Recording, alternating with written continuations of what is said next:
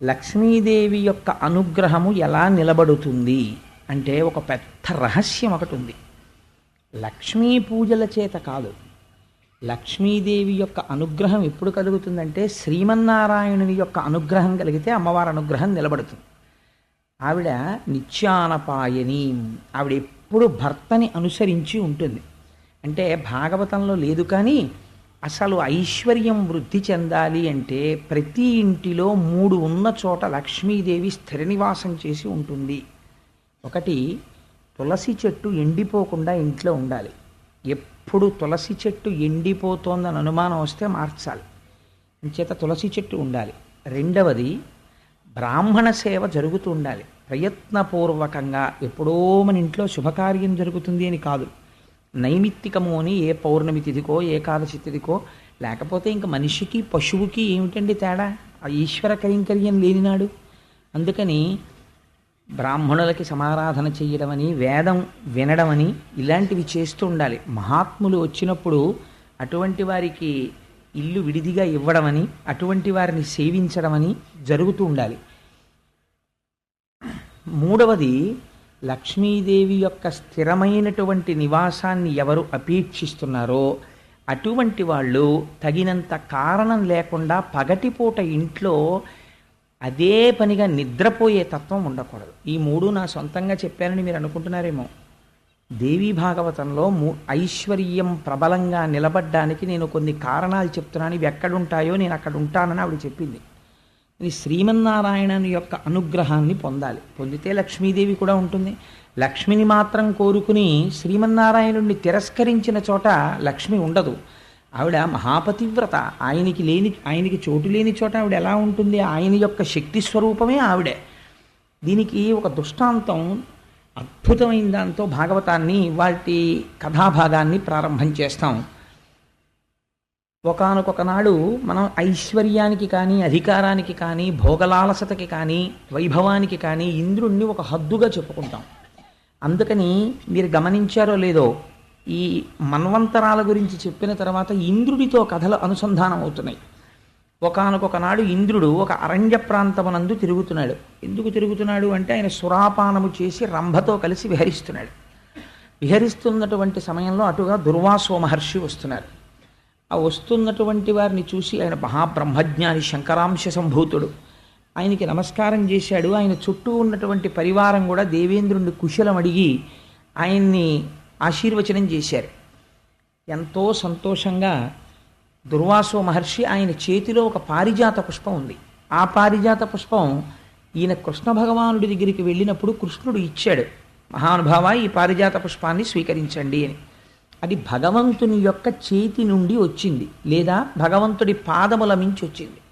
దీన్ని ఈశ్వర నిర్మాల్యము అంటారు, ఈశ్వరానుగ్రహం. లక్ష్మీదేవి ఎక్కడుంటుందంటే అందులోనే ఉంటుంది. ఆయన ఏం చేశాడంటే మదోన్మత్తుడై ఉన్నాడు, సురాపానం చేసి ఆ పువ్వు తీసుకున్నప్పుడు దానికి ఒక లక్షణం ఉంటుంది. కళ్ళకద్దుకుని వాసన చూసి పక్కన పెట్టాలి. తాను స్వీకరించాను సుమా, అనుగ్రహాన్ని నేను కోరుకున్నవాణ్ణే, దాని పట్ల నేను మర్యాద తక్కువ చేసి ప్రవర్తించలేదు. ఈశ్వర నిర్మాల్యం అయితే తల మీద పెట్టుకుని ఒకసారి, ఆ తర్వాత చెవులోనో ఇందులోనో పెట్టుకోవచ్చు, లేదా ఎక్కడ ఎవరు తొక్కని చోట భద్రం చెయ్యొచ్చు. ఆయన ఏం చేశాడంటే ఆ పువ్వు తీసుకుని మదోన్మత్తుడై ఉన్న కారణం చేత ఆ పువ్వు తీసి ఐరావతం మీదకి విసిరాడు. అయితే ఇంద్రుణ్ణి చూసి అలా అనుకుంటాం, కానీ మీరు ఒక్కటి ఆలోచించండి. నేను చాలామందిని చూస్తుంటాను, ప్రపంచంలో ఐశ్వర్యమునందు ఉద్ధాన పతనములు కలగడము, ప్రమాదాలు జరగడము, ఇలాంటి వాటికి కారణాలు ఏమిటుంటాయో తెలుసా అండి? పైకి కనపడవు.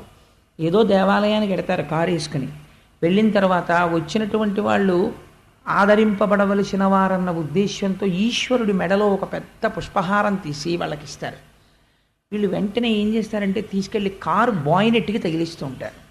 ఇంద్రుడు ఐరావతం మీద వేయడానికి పుచ్చుకున్న దండని ఈశ్వర నిర్మాల్యాన్ని పట్టుకెళ్ళి కారుకు తగిలించడానికి తేడా ఏముంది నాకు చెప్పండి?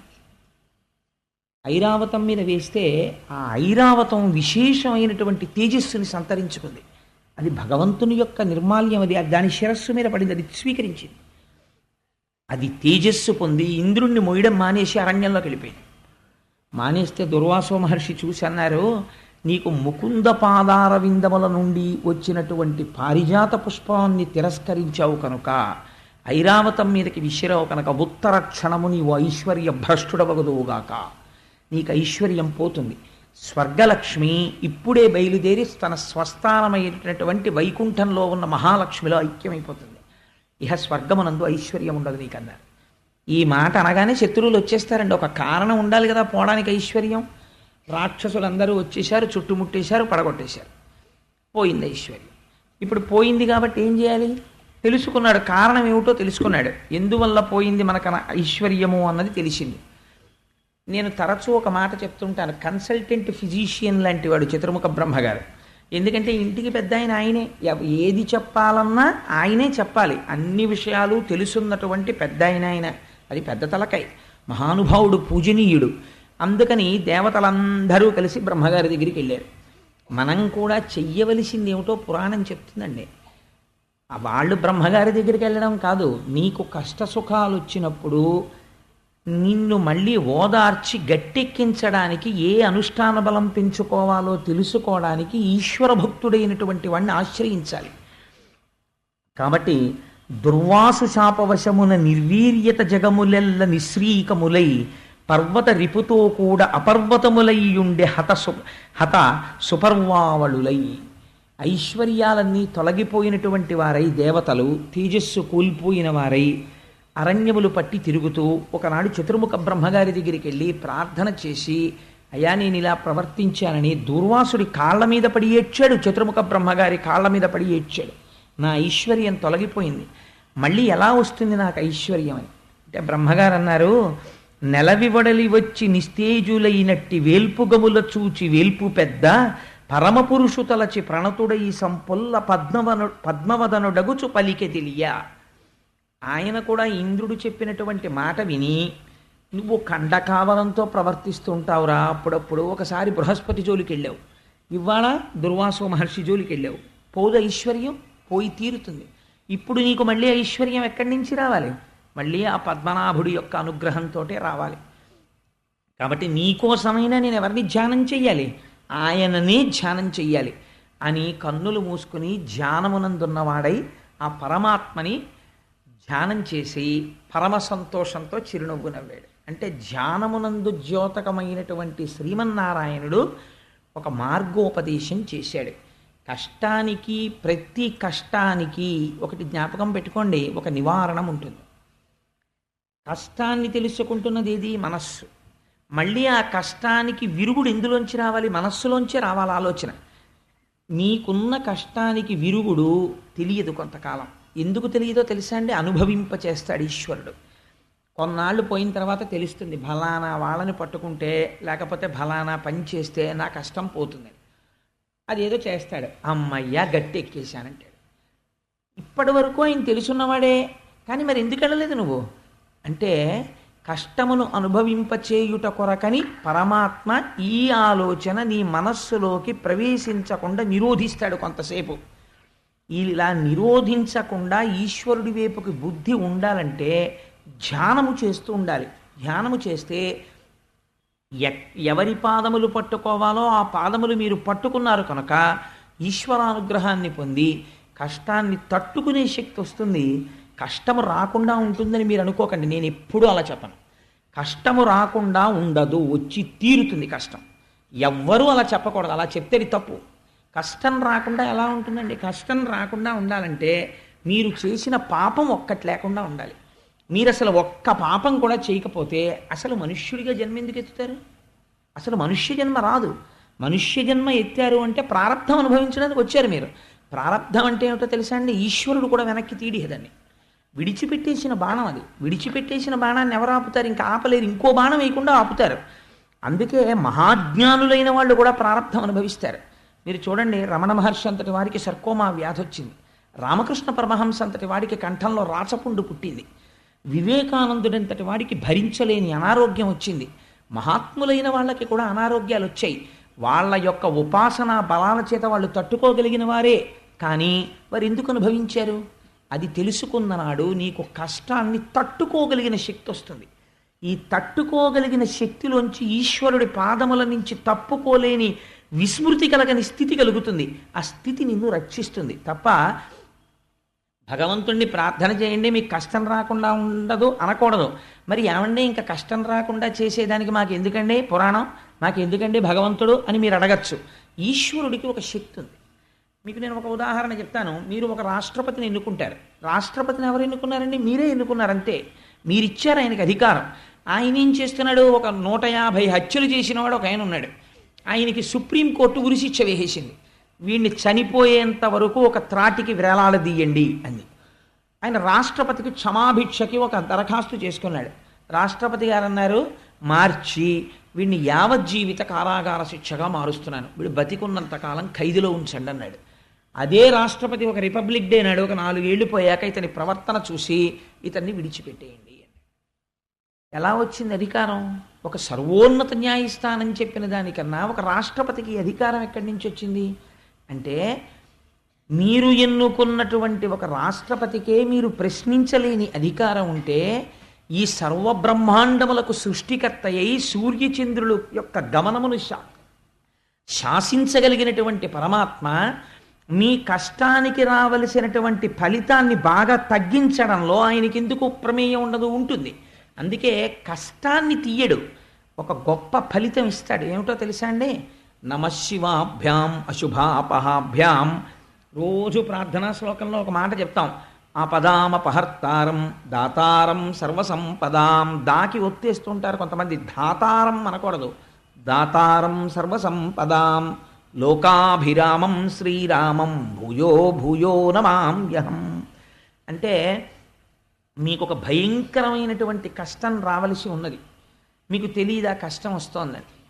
నేను ఒక రోజు ఉదయం నిద్ర లేచిన తర్వాత ఆ రోజు నాకు ఏదో ఒక ప్రమాదకరమైనటువంటి ఒక ఊచ కోసుకుని ఈ చెయ్యి ఇంత మేర తెగిపోయి రక్తస్రావం అయిపోవాలి. కానీ నేను భాగవతం చెప్తున్నాను, నా మనస్సు కృష్ణ కథ మీద నిమగ్నం అయి ఉంది. ఇవాళ సాయంకాలం ఏం చెప్దామని ఏదో ఆలోచిస్తున్నాను ఆఫీస్లో. ఆ భయంకరమైనటువంటి గడియ రాని వచ్చింది. అప్పుడే జరగాలి, కాలమునందే ఫలితము ప్రకటింపబడుతుంది. ఈ సమయంలో ఈశ్వరుడు గురించి చింతన చేస్తున్నాడు. ఇప్పుడు ఈశ్వరుడు రక్ష చెయ్యాలి కాబట్టి ఏమవుతుంది? దేనికో జేబులో చెయ్యి పెట్టి ఇలా తీశాడు. తీస్తే ఆ కుర్చీ కింద ఉన్నటువంటి ఒక బోల్ట్ చేతిని చీరింది. సన్నగా చీరబడి అందులోంచి నెత్తురు పైకి వచ్చింది. ఈశ్వరుడు రక్షించాడని నీకు తెలియక్కర్లేదు, ఆయన ఏం వచ్చి చెప్పడం, ఓయ్ కోటేశ్వరరావు ఇవాళ నీ చెయ్యి ఇక్కడి నుంచి ఇక్కడికి తెగిపోవాలి. కానీ నువ్వు ఈశ్వరుడు యందు మనస్సు మగ్నమై ఉండడం చేత గీరి వదిలిపెట్టాను అని మీకేం చెప్పడైనా. అందుకే నిన్నటి రోజున గజేంద్రుడు అన్నాడు, స్త్రీ పురుష నపుంసకమూర్తియును కాక తిరియక్కమరనాదిమూర్తియును కాక కర్మ గుణభేద సదసత్ప్రకాశి కాక వెనుక నన్నియుతానగు విభుతలంతో మీ వెనకాతలే ఉండి మిమ్మల్ని రక్షించుకుంటాడు. కాబట్టి ఇప్పుడు ఏమైంది? ఇలా తెగిపోయి బోలెడంత నెత్తురు కారిపోవలసింది ఇలా గీరుకుని తెగిందా లేదా? తెగింది. రక్తం వచ్చిందా లేదా? వచ్చింది. మీరు అయ్యో తెగింది అనుకున్నారా లేదా? అనుకున్నారు. ఓ దూదో ఏదో పెట్టి తుడుచుకున్నారా లేదా? తుడుచుకున్నారు. పెద్దదైతే ఏం చేద్దరో చిన్నదానికి అదే చేశారు. కానీ ఇక్కడి నుంచి ఇక్కడికి తెగిపోవలసిన చేతిని ఇంత పిసర్ ఇలా తెగేటట్టు చేశాడు. అంటే ఇప్పుడు ఏమైందనమాట? అందులో ఈశ్వరానుగ్రహము ప్రకటితమైంది. ఆ రోజు నీకు ఏదో ఉంది, జరగవలసింది, ఈశ్వరుడు తప్పించాడు. వెంటనే నువ్వు అనవలసిన మాట ఏంటంటే ఈశ్వరుడికి కృతజ్ఞత ప్రకటించాలి. ఈశ్వర ఇవాళ ఏదో జరగాలి, నువ్వు చిన్న గాయంతో దీన్ని విడిచిపెట్టావు, నేను నీకు కృతజ్ఞుడను. ఇది ఈశ్వరుణ్ణి చూడడం అంటే. అంతేకాని నాకు ఈ దెబ్బ తగలడం ఏమిటండి? భాగవతం చెప్తుంటే నేనేమో ఇప్పుడే కదండి గజేంద్ర మోక్షం పద్యాలు చదివాను, అయినా సరే నాకు ఇక్కడ దెబ్బ తగిలింది ఏమిటండి, ఇంక దేవుడు ఉన్నాడు ఏంటండి అన్నారనుకోండి. నువ్వు చేసిన పాపం ఏది? నువ్వు ఒక్క పాపం చేయకుండా ఉన్నావు. ఎప్పటి జన్మలో ఎందుకండి? ఇవాళ లేచి నిద్ర లేచిన తర్వాత నేను ఒక్క పాపపు పని చెయ్యలేదు, పరమ ధర్మబద్ధంగా నడిచాను అని నీకు నువ్వు సెల్ఫ్ సర్టిఫికేషన్ చేసుకో చూస్తాను. ఆ పాటి చేత కానివాడివి నువ్వు ఈశ్వరుణ్ణి నింద చేసేవాడివా? వేదాన్ని విమర్శించేవాడివా? నీకేం తెలుసని మాట్లాడుతున్నావు? కాబట్టి నీకున్న లౌకికమైనటువంటి జ్ఞానంతో నువ్వు చదువుకున్న ఓ చిన్న డిగ్రీని అడ్డుపెట్టుకుని ఈశ్వరుడి యొక్క శక్తిని ప్రశ్నించే స్థాయికి వెళ్ళకూడదు. అదే దుర్వాసుడు చేసినటువంటి హీనమైన పని. తనకో చిన్న పదవోటు ఉంది కదా అని దానివల్ల వచ్చినటువంటి మదము చేత ఈశ్వరానుగ్రహాన్ని తిరస్కరించుకున్నాడు. ఈశ్వరుని యొక్క పాదముల నుంచి వచ్చినటువంటి పుష్పం అంటే అది అనుగ్రహమే. ఈశ్వరుడికి నివేదన చేసిన ఒక కొబ్బరి చెక్క మీ చేతిలో పెట్టారనుకోండి, అది ప్రసాదం అంటే అనుగ్రహం. వెంటనే గిల్లి ఓ ముక్క నోట్లో వేసుకోవడమే, ఈశ్వర అనే స్వీకరించాను మీ అనుగ్రహాన్ని. ఒక పువ్వు కళ్ళకద్దుకుని తల మీద పెట్టుకోవడమే, అంతే అయిపోయింది. ఈశ్వర మీ అనుగ్రహాన్ని స్వీకరించాను. భావన చేత ఆయన సంతుష్టి పొందుతాడు. మీరు ఎంత దాని గురించి అల్లరి చేశారు కాదు, మీ భావన చాలా అవసరం. ఇక్కడ ఇంద్రుని యొక్క భావన యందు తేడా ఉంది. కాబట్టి ఇప్పుడు ఇలాంటి వాళ్ళకి అందరికీ పాఠం చెప్పాలి. అది బ్రహ్మజ్ఞానులంటే ఎలా ఉంటుందో చూడండి. అందుకని శాపానుగ్రహం ఇచ్చాడు, అయితే ఏమైపోనో ఇంద్రుడు అసలు. అందుకని శపిస్తారు. కొంతవరకు మాత్రమే అది బాధించేటట్టు చేస్తారు. ఐశ్వర్య భ్రష్టుడవుతున్నావు అన్నాడు. పోయింది ఐశ్వర్యం. ఏడ్చాడు, బ్రహ్మగారి దగ్గరికి వెళ్ళాడు. దుర్వాసుడు ఏం చెప్తాడో బ్రహ్మగారు అదే చెప్పాలి. ఆయన కూడా మళ్ళీ ఎవరిని అడగాలి? మళ్ళీ ఐశ్వర్యం ఇమ్మని, మళ్ళీ శ్రీమన్నారాయణుణ్ణి అడగాలి. ఇప్పుడు మీకేమవుతోంది? మీరు చేసుకున్న తెలివి తక్కువ పనుల చేత నష్టాన్ని కొని తెచ్చుకుంటారు. కానీ మళ్ళీ అది దిద్దబడాలంటే ఎవడి దగ్గరికి వెళ్ళినా ఈశ్వరుణ్ణే ప్రార్థన చెయ్యాలి. వాడైనా మీరైనా ఎవరైనా ఈశ్వరానుగ్రహం కోసమే ప్రార్థన చేయాల్సి ఉంటుంది. అది ముందే ఎందుకు జాగ్రత్తగా ఉండవు ఈశ్వరుడి విషయంలో? కాబట్టి నువ్వు పోని హితం చెయ్యకపోతే, ఈశ్వరుడి ప్రార్థన చేయకపోతే వదిలిపెట్టేసాయి. లేనిపోని విమర్శలు ఎందుకు, లేనిపోనిటువంటి ఉద్ధతితో కూడిన ప్రవర్తన ఎందుకు ఈశ్వరుడి పట్ల? కాబట్టి పురాణాన్ని పురాణ కథగా తీసుకుంటే దానికి అర్థం ఉండదు. మీ జీవితాన్ని మలుచుకోవడానికి అది ఒక ఆలంబనం కావాలి. కనుక ఇప్పుడు బ్రహ్మగారు అన్నారు, వజ్జుండు రక్షణీయుడు సాధ్యుండు మాన్యుడని లేని సర్గత్రాణావవ్యాధులు నర్చు అతండాజ్యంత విధానమునకు అర్హుడు మనకున్. ఎంత గొప్ప మాట చెప్తున్నాడో చూడండి. ఈశ్వరుడి గురించి తెలుసున్నవాడు, పరమభక్తుడైన వాడు మాట్లాడవలసిన మాట ఇది. ఎలా మాట్లాడాడో చూడండి బ్రహ్మగారు. ఇప్పుడు నీకు ఐశ్వర్యం పోయింది కదా, నువ్వైనా నేనైనా ఎవరిని అడగాలి? మళ్ళీ ఐశ్వర్యం కోసం శ్రీమన్నారాయణుడిని అడగాలి. మరి శ్రీమన్నారాయణుడి పాదాల మీద ఉన్న పువ్వే కదా విసిరిశావు, మరి మళ్ళీ ఆయన ఎందుకు మాట్లాడతాడు? ఇప్పుడు ఆయన పాదాల మీద పువ్వు విసిరేస్తే దూర్వాసుడికే కోపం వస్తే ఆయనకి కోపం ఇంకా ఎక్కువ ఉండదు? బ్రహ్మగారు అంటున్నారు అలా ఉండదు. ఎంత గొప్ప మాట చూడండి. ఇది ఊరట కల్పించే మాట. అంటే ఆయన కోపం పెట్టేసుకుంటే ఇంకా లోకంలో ఉద్ధరించేవాడెవరండి? వజ్జుండు రక్షణీయుడు, వీడిని రక్షిద్దాం, వీడిని చంపేద్దాం అలా లిస్టులో వేసుకోరు. ఈశ్వరుడు కానీ ఈశ్వరుణ్ణి నమ్మిన వాడికి కానీ ఒక లక్షణం ఉండాలి. ఏమిటో తెలుసా అండి? కోపం ఎంతవరకు పనికి రావాలంటే పొరపాటు చేసిన వాడిని దిద్దేవరికే. ఆయన నేను దిద్దుకున్నాను అన్నాడు అనుకోండి, ఉత్తర క్షణం మీరు ప్రసన్నులు కావాలి. లేకపోతే మీరు ఈశ్వర భక్తుడు అనిపించుకోవడానికి అర్హత లేదు. అయ్యా నాది పొరపాటు అండి నేను దిద్దుకుంటాను అన్నాడు అనుకోండి, మీరు గుండెల్లో పెట్టుకుని ఆదరించాలి ఆయన్ని, తప్పించి ఇంకా మీరు కోపం పెట్టుకోకూడదు, వదిలిపెట్టేయాలి. కుబుసం వదిలినట్టు వదలాలి. యథో రగస్త్వం జీర్ణాంసవై పురుషముచ్యతే అంటారు సుందరకాండలో. కోపం దేనికి పనికి రావాలంటే మిమ్మల్ని ఆశ్రయించినటువంటి వాళ్ళని లోకాన్ని గాడిలో పెట్టడానికి పనికి రావాలంతే ఆ కోపం. కాబట్టి ఆయనకి శాశ్వత కోపం ఉండదు. నువ్వు తప్పు చేశావు, తెలుసుకున్నావు, వెంటనే దుర్వాసుడి కాళ్ళ మీద పడ్డావు, నా కాళ్ళ మీద పడ్డావు. కాబట్టి ఇప్పుడు నువ్వు నా కాళ్ళ మీద దుర్వాసుడి కాళ్ళ మీద పడితే సంతోషిస్తున్నవాడు ఎవరో తెలుసా? దూర్వాసుడు అంటుంటారు కాదు, దుర్వాసుడు. అది ఏమిటో నేను మీకు అంబరీషోపాఖ్యానంలో చెప్తాను. అందుకని ఆయన సంతోషిస్తున్నవాడు, ఆయనకి ఇంకా పర్మనెంట్గా వీడికి శిక్ష చేసేద్దాం, పర్మనెంట్గా రక్షించేద్దాం అని 2 లిస్టులు ఆయన రాయడలాగా. ఆయనకి అలా ఉండదు. తప్పు చేస్తే తనకి ఎంత దగ్గర వాడైనా శిక్షిస్తాడు. ఇదే దుర్వాసుణ్ణి అంబరీషోపాఖ్యానంలో శిక్షించాడు. అది విచిత్రం. ఇక్కడ దుర్వాసుడి మాటని లెక్క పెట్టి ఇంద్రుణ్ణి శిక్షిస్తాడు. ఇది బ్రహ్మగారు ముందే నవ్వి చెప్పేస్తున్నాడు. ఎంత గొప్ప విషయమో చూడండి. ఇది తెలుసుకున్నవాడు భగవద్భక్తుడంటే, ఇది బ్రహ్మగారంటే. చతుర్ముఖ బ్రహ్మగారి స్థానానికి ఉన్న గొప్పతనం ఇది పురాణంలో. అందుకని ఆయన నవ్వి అంటున్నాడు, ఆయన శాశ్వతంగా ఎవరి పట్ల శత్రువు కాడు, శాశ్వత మిత్రుడు కాదు. జ్ఞాపకం పెట్టుకోండి. మీ నడువడిని బట్టి ఆయన మిత్రత్వము కానీ శత్రుత్వము కానీ ఆవిష్కరింపబడుతుంది. మీరు ఆయన పట్ల మర్యాదగా ఉంటే ఆయన చాలా అనుగ్రహంతో ఉంటాడు. ఆయన పట్ల మర్యాదకి మీరు ఏమీ చెయ్యక్కర్లేదు. ఈశ్వరుడు ఉన్నాడని అంగీకరించి నమస్కరిస్తే చాలు. మీ లేనిపోని మేధస్సు అంతా పెట్టేసి ఈశ్వరుడు యొక్క అస్తిత్వాన్ని ప్రశ్న చేసేటటువంటి స్థితికి ఎదగకూడదు. అటువంటి ఉద్ధతితో కూడిన పనులు చేస్తే ప్రమాదాలు వస్తాయి. కాబట్టి ఏమైంది? అలాంటి వాడు ఎవడున్నాడో వాణ్ణి మనం ప్రార్థన చేయాలి నాయన. ఇప్పుడు మొదల జలమిడిన భూజము తుదిని నడుమను చల్లదనము దొరకును మట్కిన్ మొదలను హరికిని మ్రొక్కిన ముదమందును ఎల్ల వేల్పు మూకలు నేను. ఎంత చిత్రమైన మాట చెప్తున్నాడో చూడండి. ఇది బ్రహ్మగారి మాట అంటే, ఇది మా స్వామి అంటే, చతుర్ముఖ బ్రహ్మ అంటే. అందుకే సరస్వతీపతి అయ్యాడు మహానుభావుడు.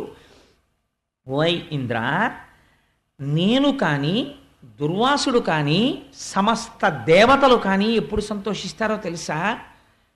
శ్రీమన్నారాయణుడికి తిరిగి నమస్కరించినప్పుడే సంతోషిస్తాం.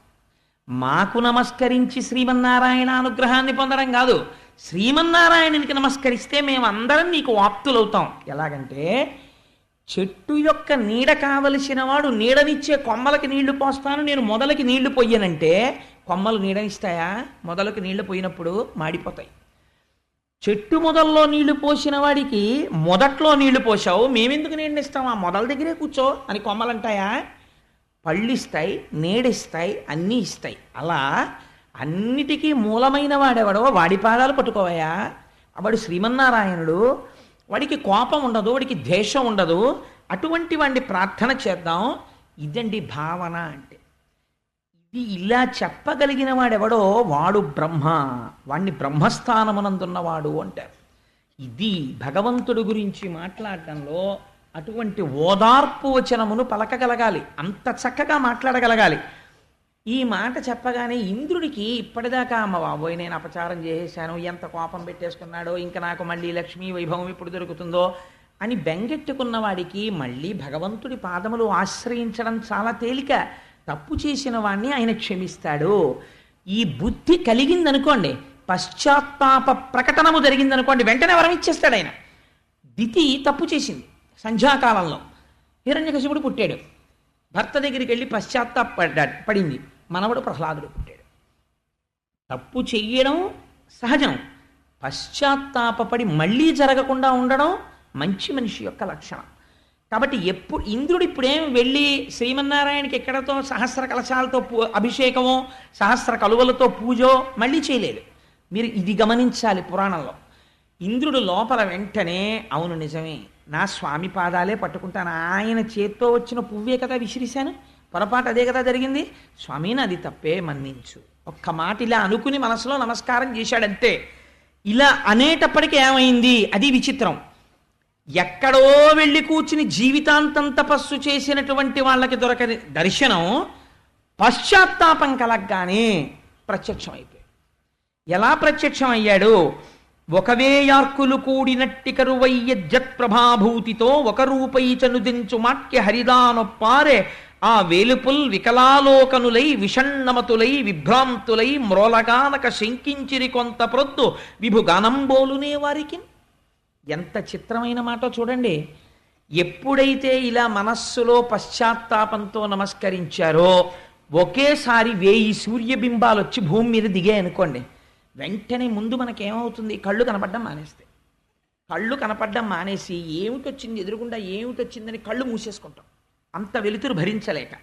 అలాగే ఈశ్వర దర్శనము కలుగగానే సగుణముగా కనపడగానే అంతటా ఉన్నవాడు ఇక్కడ ఉన్నాడు, వింటున్నాడు మొర, అసలు చూడలేకపోయారు. చూడలేక కళ్ళు మూసేసుకున్నారు. ఎదురుగుండా ఉన్నదేదో అర్థం చేసుకోలేకపోయారు. ఇప్పుడు చూడడానికి కూడా ఈశ్వరానుగ్రహమే ప్రసరించింది. ఇది గమ్మత్తు.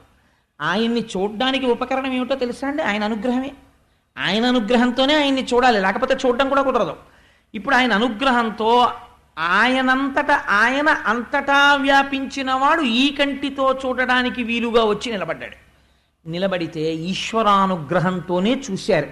అంటే ఇప్పుడు మీకు ఏం చెప్తున్నట్టు? క్షీరసాగర మథనానికి ముందు ఒక ప్రపంచంలో ఒక మహత్తరమైన శక్తి ఉన్నది. ఈ శక్తిని నీ పరిమితమైనటువంటి మేధస్సులో ఉండేటటువంటి ప్రశ్నలు వేసి ఇలా జరుగుతుందా, అలా జరుగుతుందా, ఇలాంటి లాజిక్ అంటారే, ఏదో ఒక పెద్ద చర్చ చేసి దాంట్లోంచి ఏదో సాధించగలనని అనుకుంటున్నావేమో. ఈశ్వరుడు లొంగేది విశ్వాసమునకే, జ్ఞాపకం పెట్టుకో. పువ్వు కాదు, పువ్వు ప్రసాదం ఏమిటి? అవిశ్వాసం, పోయిందంతే ఐశ్వర్యం. ఈశ్వరుడి పాదాలు పట్టుకుంటే వస్తుంది విశ్వాసం. మళ్ళీ అనుగ్రహం కాదు, ఏకంగా ప్రత్యక్షం అయిపోయాడు ఆయన. ఇప్పుడు ఆయన కనబడ్డాడు, మళ్ళీ ఆయన అనుగ్రహంతోనే కనబడ్డాడు ఆయన, లేకపోతే చూడలేవు ఈ కళ్ళు అని నమస్కరించి వీళ్ళందరూ ప్రార్థన చేస్తే వీళ్ళందరి పనుపున పెద్ద ఆయన ఉన్నాడు చతుర్ముఖ బ్రహ్మగారు, ఆయనే ప్రార్థన చేస్తున్నాడు.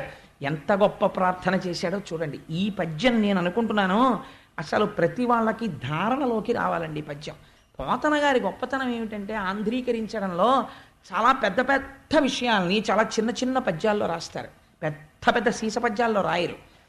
చాలా చిన్న కందం తేటగీతి ఆట వలది ఇలాంటి వృత్తాల్లో ఇస్తారు ఆయన. ఆయన అంటున్నారు, అన్నం అవనియందు అమృతంబు గోవులయందు వహ్ని సమిధలందు అమరయోగవశత పొందునోజను బుద్ధిచే అగను నిన్ను కాంతురాత్మవిధులు. భగవంతుణ్ణి బాగా ఎరుకగలిగినటువంటి జ్ఞానమున్నవారు ఈశ్వరుణ్ణి ఇక్కడున్నాడు అక్కడ లేడు అని కాకుండా అంతటా చూడగలరు. ఎలా చూడగలరు? వాళ్ళకి నామరూపాలు కనపడవా అంటే ఆయన 3 ఉపమానాలు ఇచ్చారు. అన్నం అవనియందు, భూమిని చూసినప్పుడు ఎంత గౌరవంగా ఉంటాడంటే కాళ్ళు కడుక్కొచ్చాడు భోజనానికి శుభ్రంగా, విస్తట్ నిండా వడ్డించారు. కాళ్ళు చేతులు అని కదా అంటాం మనం.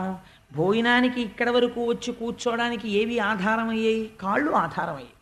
తినడానికి పనికొస్తున్నవి ఏవి ఆధారమయ్యాయి? చేతులు ఆధారమయ్యాయి.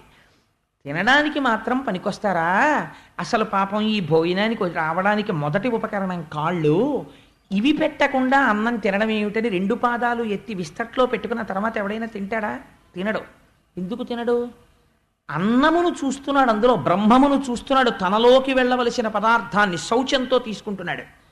అన్నం ఎక్కడి నుంచి వస్తోంది? భూమిలోంచి వస్తోంది. కాబట్టి భూమిని, అన్నాన్ని ఎంత పవిత్రంగా చూస్తున్నావో భూమిని ఎంత పవిత్రంగా నువ్వు చూడగలిగితే నా పోషణ భారమంతా ఇందులోంచే జరుగుతోంది అని నువ్వు గుర్తించగలిగితే దాని యందు నీకు భక్తి కలుగుతుంది. కాబట్టి అన్నం అవనియందు, ఈ భూమియే అన్నమో అని తెలుసుకుంటే జ్ఞానంతో ఇది అన్నమో అని నేను అన్నాను అనుకోండి, అదేమిటండి ఇది భూమి అని మీరు అన్నారనుకోండి, అన్నము అన్నవాడెవడో వాడు ఆత్మవిధుడు, వాడు నిజమైన తత్వం తెలుసుకున్నాడు. అన్నం అవనియందు అమృతంబు గోవులందు, ఆవుని చూసినప్పుడు ఇదే అమృత స్వరూపము, అమృతముని ఇవ్వగలిగినటువంటి భాండం ఇదే అనగలగాలి. ఎందుచేత అంటే అమృతం తయారు చెయ్యడానికి మీరు ఏమిటి తీసుకొచ్చి వండితే అమృతం వస్తుందో మీకు ఎక్కడైనా చెప్పబడి ఉన్నదా? ఓ వంకాయ కూర వండుకోవాలి ఎలా వస్తుందో చెప్తారు, పాలు వస్తాయి ఎలా వస్తాయో చెప్తారు, అవి చెప్తారు. అమృతం తినాలని ఉంటుంది ప్రతివాడికి, అమృతంలా ఉందండి అంటాడు, అమృతమే వండుతానండి, ఎలా వండుతారు చెప్పండి అన్నారు అనుకోండి, ఎక్కడా లేదు విధానం. అమృతము అలా వండేది కాదు, తయారు కాదు. ఎందుకు తయారు కాదు? తయారయ్యే ప్రదేశం ఒకటి చెప్తున్నారు, ఎందుకు నువ్వు గౌరవించాలో చెప్తున్నారు. అమృతము ఎక్కడ తయారవుతోంది? ఆవు ఎందు తయారవుతోంది. ఎలా తయారవుతోంది? గడ్డి పరకలు తీసుకుని ఆ గడ్డి పరకలు తిని ఎక్కడో ప్రవహిస్తున్నటువంటి మురుగునీరు తాగుతుందండి ఆవు. చిత్రం, కుడితి తాగుతుంది, కల్మషంతో వెళ్ళిపోతున్నటువంటి నీరు తాగుతుంది. అటువంటి నీటిని తాగి పనికిరాని గడ్డి తిని రెండింటినీ కలిపి అది కూడా గబగబా తిని ఎక్కడో కూర్చుని కడుపులో ఉన్నటువంటి ఆహారాన్ని మళ్ళీ ఉండల ఉండలుగా వెనక్కి తెచ్చి బాగా నవిలి, అసలు ఆవు నవ్వులుతున్నప్పుడు మీరు చూడాలి ఆస్వాదనం అంటే ఎలా ఉంటుందో. ఆ పాలు ఆ భావనలో తయారవుతాయేమో అనిపిస్తుంది నాకు. ఎండాకాలంలో చూడండి, ఓ చెట్టు కింద కూర్చుని చక్కగా అంటుంది, కనపడుతుంది కడుపులోంచి ఉండ ఇలా కంఠంలోంచి నోట్లోకి రావడం పైకి కనపడుతుంటుందండి. మా ఇంట్లో ఆవు ఉండేది, చిన్నతనంలో చూస్తుండే వాళ్ళం. నోట్లోకి వచ్చిన తర్వాత ఇలా కళ్ళు మూసుకొని అని ఎంతసేపు నవ్వులుతుందో, అంటే అమృతోత్పాదనం అవుతోంది లోపల నోట్లో, అంత నవిలి మింగుతుంది. ఏమి నవిలింది? పనికిరాని నీళ్లు, పనికిరాని గడ్డి.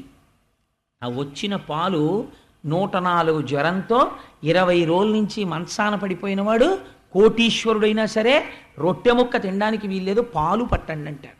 ఆ పాలు ఇంత అపకారం లేకుండా శరీరాన్ని నిలబెడుతున్నాయి. అమృతమా కాదా? అమృతమే గోవు ఉత్పత్తి స్థానమై ఉన్నది అని నువ్వు చూడగలిగితే, అలా సమిధి వహ్ని సమిధిలందు ఎండిపోయిన కర్ర ఉన్నది, అందులో ఏది ఉన్నది? అగ్నిహోత్రం ఉన్నది, అది కాలుతుంది. ఎండిపోయినటువంటి కర్రయందు అగ్నిని చూడగలిగినట్లు అంతటా ఈశ్వరుణ్ణి చూడగలిగిన వాడెవడో వాడే బ్రహ్మజ్ఞాని. కాబట్టి ఇప్పుడు ఒక గోవుని చూసి నమస్కారం దేనికో తెలుసా అండి? ఒక గోవుని చూసి నమస్కారం అమృతోత్పాదనము కనుక. ఈ విషయం వచ్చింది కాబట్టి నాకిప్పుడు ఒక మాట తోచింది. మనం ఒక అద్భుతమైన ప్రయోగం చేద్దాం. అసలు మనం వైదికమైనటువంటి విధానాలు మర్చిపోతున్నాం. మహాశివరాత్రి నాడు ఒక గోవుని తీసుకొచ్చి అక్కడ నించోపెట్టి శశాస్త్రీయంగా దానికి పూజ చేసి దానికి నమస్కారం చేద్దాం. అమృత భాండమునకు మనం నమస్కారం చేస్తే క్షీరసాగర మదనంలో. కాబట్టి గో పూజ చేద్దాం మనందరం. కాబట్టి అన్నమవనియందు అమృతంబు గోవులయందు వహ్ని సమిధలందు అమర యోగ వశత పొందు నోజను బుద్ధిచే అగను నిన్ను కాంతురాత్మ విధులు. మా సత్యనారాయణ రెడ్డి గారు తలుచుకుంటే ఎంతసేపు అండి ఆవు దూడ తెప్పించి పూజ చేయడం. అద్భుతం.